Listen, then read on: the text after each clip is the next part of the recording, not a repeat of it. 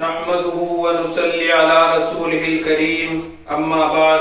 محترم حضرات، آج کا دن ہمارے لیے اور خصوصاً موہار کے لیے بڑا ہی فرحت بخش دن ہے۔ آج کی یہ شام کس قدر سہانی ہے، روح کو ایک نئی تازگی اور توانائی دے رہی ہے۔ تمام لوگوں کے چہرے پر مسکراہٹ اور خوشی کی لہر ہے۔ سب کے دل امنگ، حوصلہ اور جذبات سے سرشار ہیں۔ موسم بھی خوشگوار ہے۔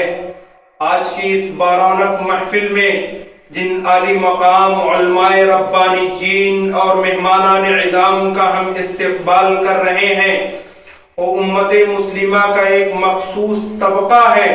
نائبین رسول ہیں، جانشین انبیاء ہیں، جن کی ذات بھنور میں فصیح انسانیت کے لیے ناخدا کی حیثیت رکھتی ہے، جو دین محمدی صلی اللہ علیہ وسلم کے محافظ و نگہبان اور علوم نبوت کے شارح اور ترجمان ہیں۔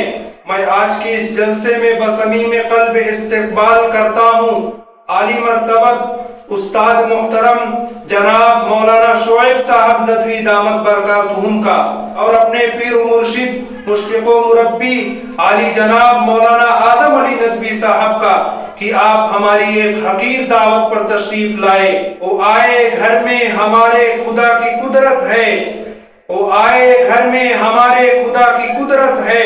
کبھی ہم ان کو کبھی اپنے گھر کو دیکھتے ہیں۔ یہ وہ شخصیات ہیں جن کو اللہ تعالیٰ نے مؤثر گفتگو، بے مثال خطابت، لاجواب نثر نگاری کی صلاحیت سے مالا مال کیا ہے۔ ان کی گفتگو مدلل، تحریر باوزن اور تقریر ان من البیان لسحرا کی تصویر ہوتی ہے۔ آپ سنتے رہیے اور سر دھنتے رہیے۔ یہ حضرات حسن کردار اور حسن اخلاق کے مالک ہیں، باکمال معلم و مربی ہیں۔ اللہ نے ان کے سینے میں ایک حساس دل رکھا ہے جو قوم ملت کے لیے تڑپتا رہتا ہے۔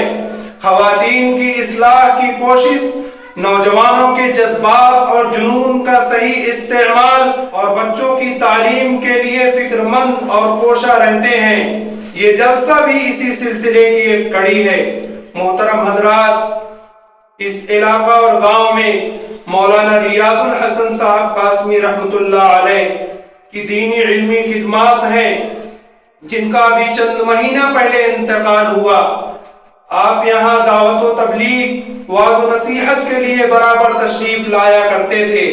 آپ رحمت اللہ علیہ کی رحلت کی بعد ہماری نگاہیں عالی جناب مولانا آدم علی ندوی صاحب کی طرف بڑی امید سے دیکھ رہی ہیں کہ آپ یہاں برابر تشریف لاتے رہیں اور وعظ و نصیحت فرماتے رہیں۔ محترم حضرات، میں اپنی گفتگو کو مختصر کرتا ہوں اور اپنے ان بڑے بھائیوں کا بھی استقبال کرتا ہوں۔ مولانا ابو زید صاحب ندوی، مولانا ضیاء الحق صاحب ندوی اور مولانا امام حسین صاحب بادوی، مولانا سلمان صاحب ندوی کا بھی استقبال کرتا ہوں، جو ہماری ایک ادنا دعوت پر تشریف لائے۔ اس جلسے میں جو بات کہی جائیں، اللہ ہم سب کو عمل کی توفیق عطا فرمائے۔ آمین۔ وآخر دعوانا الحمدللہ رب العالمین۔